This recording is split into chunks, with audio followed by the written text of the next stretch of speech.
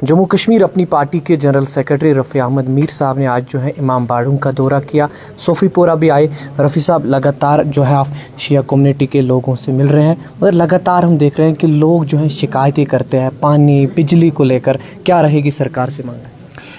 इस वक्त यहाँ हम इस मुक़द्दस जगह पर इमाम बाड़ा जो सोफीपोरा का है, पहले मैं ये बताऊँगा कि मेरे अपने जद अजदाद के ज़माने से आज तक बराबर इनके साथ ताल्लुक़ रहा है, ज़ाती ताल्लुकात भी हैं और हमारा हमसायगी का भी रिश्ता है।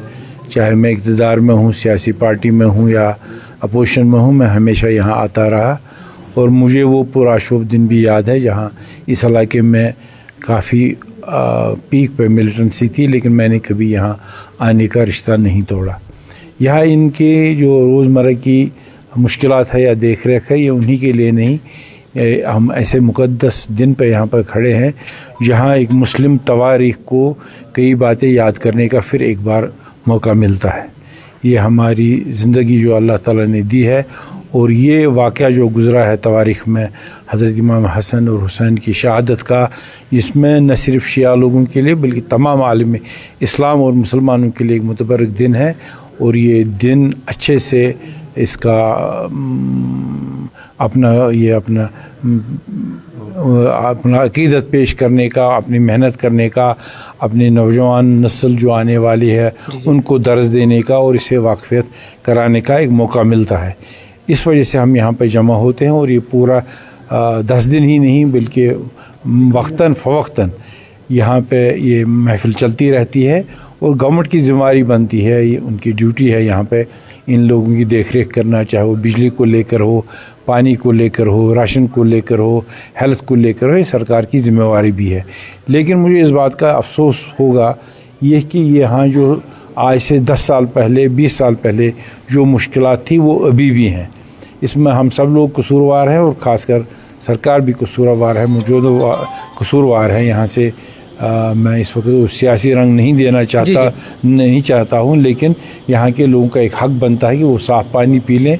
एक छोटी सी बात है यहाँ की पानी को लेकर जो अड़चने हैं, मैं शुक्रगुज़ार हूँ डीसी साहब यहाँ तशरीफ़ लाए थे और उन्हें इनको वादा दिया है कि इस बारे में वो जल्द ही इस मुश्किल का इज़ाला करेंगे और उम्मीद है कि आने वाले दिन जो होंगे वो इनके लिए पूरे इत्मीनान रहेंगे और ये जो आज़ादारी के यहाँ पे प्रोग्राम होते हैं वो अच्छे से करेंगे ताकि हमारे आने वाली जो पौध है वो भी यहाँ से सीख जाएं कि हमारी ज़िंदगी क्या है, इस तारीख़ी दिन का क्या नाम है, ये वाक़या कैसे हुआ हो और इससे हमें क्या सबक लिखना है।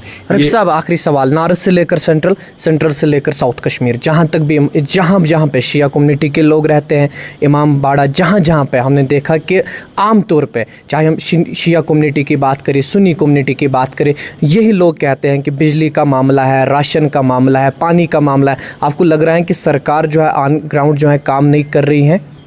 पहले मैं आपको ये बात बताऊँगा, हम एक हफ़्ता पहले गवर्नर साहब से मिले थे तो वहाँ भी महरुल हराम को लेकर हमारी कुछ तजावीज़ रही थी।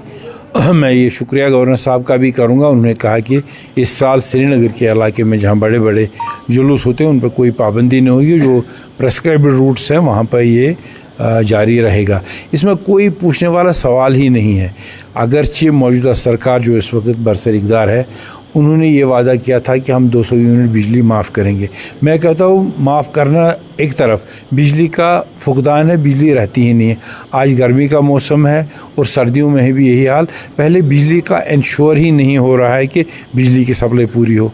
इसके साथ साथ बिजली फीस देखिए, 500 भी नहीं, 700 नहीं, 1200 नहीं और 1500 रुपये पे यहाँ बिजली का फ़ीस का ये हो गया है। सड़कों का हाल देखिए, जहाँ पर आप खड़े हैं इसको दशनी पारा कहते हैं। आप सलर डरसील रोड ले लीजिए, आप ग्राडबल के पास देखिए, आप लंगनबल इस सड़क पे पिछले 10 साल से कोई हाथ नहीं लगाया गया है। मैं इस वक्त कोई सियासी बात नहीं करना चाहता था। ये हुकूमत जो आज की है ये 370, 35A और स्टेटहुड के आड़ में लोकल मसाइल को छुपाना चाहती हैं। अगर इनके हाथ में हमारे मुलाजिमों को, जिन लोगों ने हमें सपोर्ट किया है, जो हमारे सपोर्टर थे, उनको बहुत दूर दराज इलाकों में तब्दील कर सकते हैं, तो पानी देने में इनको कौन रोकता है? अगर इनको अपने लिए 4-4 गाड़ियाँ और 2-2 मकानात के इख्तियारात हैं, CDF के इख्तियारात हैं, हर जगह रिबन काट रहे हैं और कहते हैं ये काम हमने किया, तो मुश्किल जो मसाइब और मुश्किलात क्या जो हैं वो क्यों नहीं हो रहे हैं? बुनियादी सहूलियत दक्षिणी पारा का इलाका है, यहाँ एक बड़ा हस्पताल नहीं है।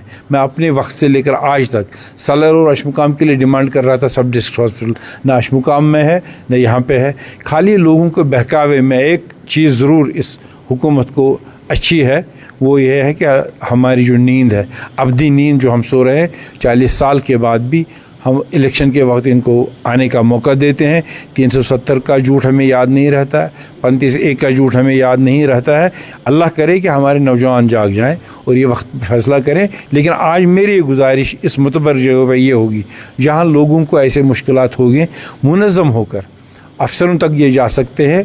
और जिन लोगों ने आपके वोट लिए हैं, जो हुकूमत में हैं, हम उनकी इज़्ज़त करते हैं, अल्लाह ने उनको इक़्तिदार दिया है, लोगों ने उनको वोट दिया है, उनको भी अपनी ज़िम्मेदारी का एहसास करना चाहिए, लोगों तक पहुंचना चाहिए।